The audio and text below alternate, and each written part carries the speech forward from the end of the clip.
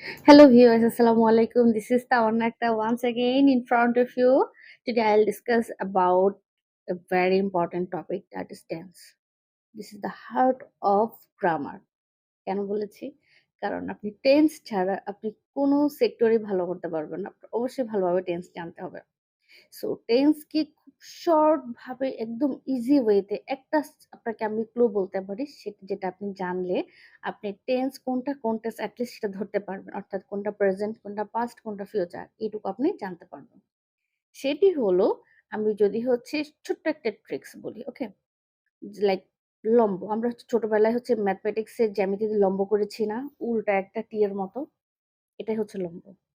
এখন কোনো সেন্টেন্স, কোনো বাংলা বাক্য পড়ার পরে ভার্বটার মধ্যে যদি আমি লম্ব খুঁজে না পাই, লম্ব মানে ল, ম এবং ব, এই ৩ টা ওয়ার্ডের একটা ওয়ার্ডও যদি হচ্ছে না থাকে, তাহলে সে বুঝে নেব সেটা হচ্ছে আমাদের প্রেজেন্ট টেন্স। এবং যদি ল এবং ম থাকে কোনো ভার্বে, তাহলে বুঝে নেব সেটা হচ্ছে পাস্ট টেন্সে পড়েছে।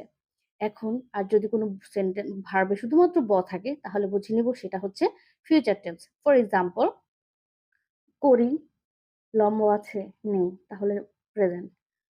করিব, লম্ব আছে? অবশ্যই আছে, ব আছে। এজন্য কি ফিউচার। করেছিলাম, ল এবং ম এর যেকোনো একটা আছে। লাম। তাই তো? লম আছে।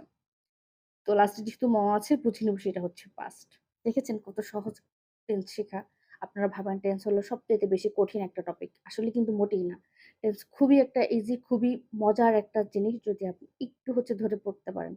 একটা সম্পূর্ণ টেন্সের স্ট্রাকচার গুলো যদি আপনি বুঝতে পারেন, আপনি সবগুলো টেন্স আপনি ভালোভাবে বুঝতে পারবেন। খুব মজা। সো দেরি না করে ট্যালেন্ট হান্টে জয়েন করুন। ধন্যবাদ।